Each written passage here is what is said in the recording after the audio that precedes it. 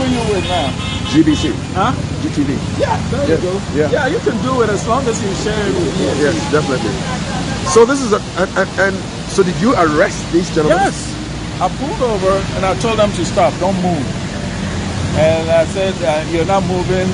And I alighted from the car and I called interestingly enough, the head of Motor Traffic Transport Department, COP Abuaji Nyako, he sits on my board. And the board is the National Road Safety Authority. That's correct. And you're the board chairman. That's correct. Yeah. So I called him. I first thought Legon was closer, but on second thought, I told him that airport police is closer. He's sending somebody.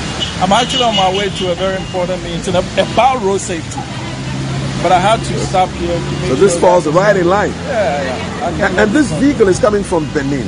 It's coming from Benin, Republic of Benin. And it's gone through the entirety of Togo, the entirety of between Aflao all the way and here. Right now we are at the Shangri-La. This is the overpass where the trains pass over. And this is where I found it was causing a big commotion here. Okay, they realized they were in the center lane, so they stopped vehicles so that they can move over here. That's when I got here. I said, no, this can't move. This can't move.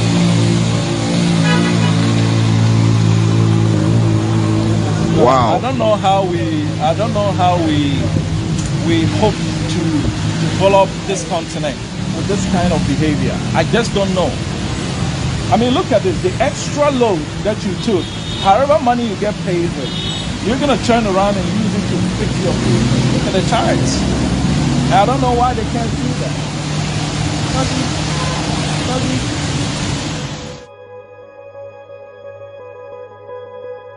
Knowledge speaking.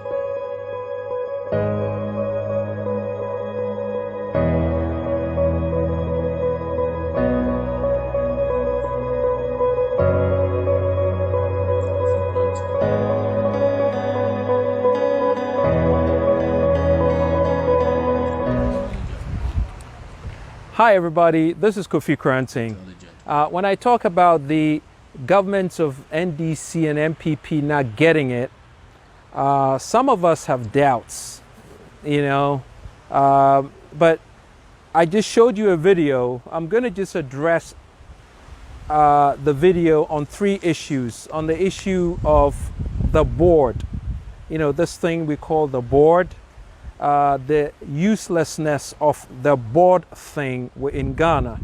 The second thing I'm going to address is leadership, which the NDC and MPP don't have a clue as to what leadership really means. And the third thing I'm going to address is systems. So please pay close attention to me. Okay, so on the issue of a board, we hear a good friend Jermaine Nkrumah talking about he's actually the board chair of the National Road Safety Authority. There is such a thing as a Road Safety Authority board. What is the purpose of a board? The purpose of a board is to develop strategic competencies and create a pathway for an organization, an agency. So ask yourself, what has this board done for the road safety, National Road Safety Authority? Beats me, but we yet to find out. Okay, so if a board is really directing the National Road Safety Authority in terms of strategic development, what have they done for the national road safety? Do we see a road safety authority that looks like they've been led by a competent board? I don't think so. Look all over Ghana and I'm sure you will agree with me. But now the bigger issue is, why do we need a board? I always talk about the fact that Ghana does not need boards. And the reason is competencies can be outsourced.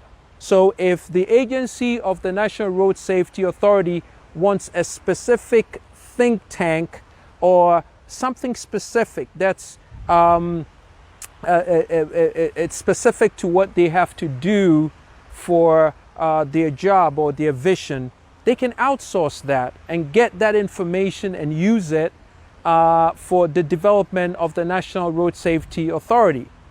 Okay? You don't have to have a perpetual organization or an agency or a committee that is sucking blood out of our tax dollars, tax cities, on a day-to-day basis. There's no need for that. You don't need a board. If you're going to hire a CEO or a managing director to manage or to lead an agency, they have to be competent enough that their leadership can meet and strategically put together a vision, a pathway. And if they have to need something outside of that scope, they can outsource that competency. One time, specific. So once the competency's done its job, they can let go so that it does not continually take money out of our tax money. Doesn't it make sense? That's why we don't need boards. This whole boards thing, it's old-fashioned. You could get on the computer on Google and get every information that you need. What is the purpose of a board? Guess what? It's just a money-making machine for the boys and the girls, right? It's a money-making machine for NDC and MPP. It does not bring any value to our agencies. No value at all. That's why we need to abolish these boards thinking. It's a waste of time, it's a waste of money, and it doesn't even bring any value. That's number one. Number two, on the issue of leadership, Mr. Nkrumah talks about, I have to come all the way to stop, get out of my car, I had to alight. Yeah, whatever. You know, get out of my car and stop this trailer to hitting the bridge, right? Well, first of all, if we have a leadership that understands the job that they have to do, this is a very simple problem. The problem is he, as a board chair, is expecting Ghanaians to understand and to be good-natured in following the rules. Human beings don't do that. And if you are a leader, you understand how human beings think. And you will never leave an idea like a person making a decision to help themselves to the person. It never works. You have to put in systems to guide people, okay? Systems to constrict people to an expectation. That's how it works. That's how it works in every developed nation. So Mr. Nkrumah is saying, hey, how do we hope to develop this continent with this kind of behavior? Well, the problem with that behavior is yours, Mr. Nkrumah, because you don't understand how human beings think. You see, you have to put in a system. Now, this can be solved at a very fundamental level. How do you solve it? Well, at the border, he just said that the tractor trailer came through Benin and Togo. Well, guess what?